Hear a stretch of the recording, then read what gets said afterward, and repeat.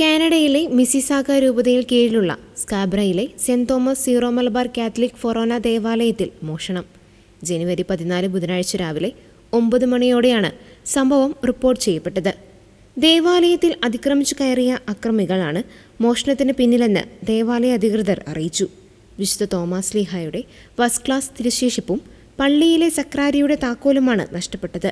കൂടാതെ പള്ളി ഓഫീസിനുള്ളിൽ കടന്ന മോഷ്ടാക്കൾ അവിടുത്തെ രേഖകൾ നശിപ്പിക്കുകയും മുറി അലങ്കോലപ്പെടുത്തുകയും ചെയ്തിട്ടുണ്ട്.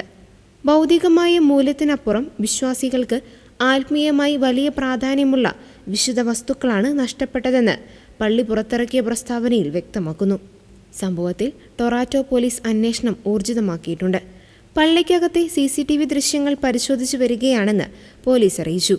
ഈ മോഷണം മനഃപൂർവ്വം പള്ളിയെ ലക്ഷ്യം വെച്ച് നടത്തിയതാണോ എന്ന് പോലീസ് സംശയിക്കുന്നുണ്ട്. മലയാളി സമൂഹത്തിനിടയിൽ ഈ സംഭവം വലിയ ഞെട്ടലുണ്ടാക്കിയിട്ടുണ്ട്. കുറ്റവാളികളെക്കുറിച്ച് എന്തെങ്കിലും വിവരം ലഭിക്കുന്നവർ ഉടൻ തന്നെ പോലീസിനെ അറിയിക്കണമെന്നും നിർദ്ദേശമുണ്ട്.